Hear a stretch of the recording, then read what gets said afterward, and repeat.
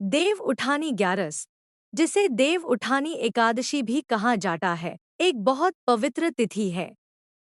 इस दिन भगवान विष्णु चतुर्मास की निद्रा से जागते हैं। हर जगह पूजा, भजन और तुलसी विवाह होता है। लेकिन क्या आप जानते हैं कि इस दिन गन्ना यानी शुगरकेन का भी विशेष महत्व होता है?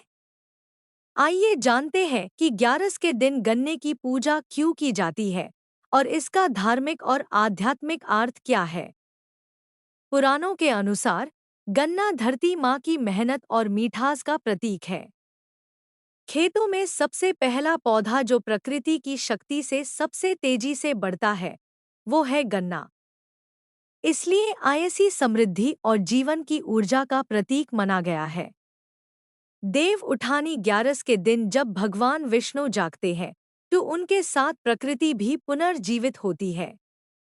गन्ने की पूजा इस बात का संकेत है कि हम भी अपनी जिंदगी में मीठापन, ऊर्जा और विकास लाए। भगवान विष्णु को गन्ना बहुत प्रिय है, क्योंकि इसमें प्रकृति की शुद्ध ऊर्जा होती है। कहा जाता है कि गन्ने से विष्णु जी को भोग लगाने से घर में लक्ष्मी जी का वास होता है। इस दिन तुलसी विवाह भी होता है, भगवान विष्णु और माँ तुलसी का पवित्र मिलन। और यही समय होता है जब गन्ना विवाह के मंडप का प्रतीक बनता है। देखिए, धार्मिक दृष्टिकोण से जैसे किसी शादी में मंडप के स्तंभ होते हैं, वैसे ही तुलसी विवाह में गन्ने के दो पेड़ मंडप के स्तंभ के रूप में लगाए जाते हैं। ये दोनों स्तंभ भगवान विष्णु और माता तुलसी के जीवन के स्थिर और मिठास भरे संबंध का प्रतीक है। इसलिए जब तुलसी विवाह होता है, तो लोग गन्ने के दांदे से मंडप बनते हैं और उसके बीच तुलसी माता और शालिग्राम जी का विवाह करते हैं।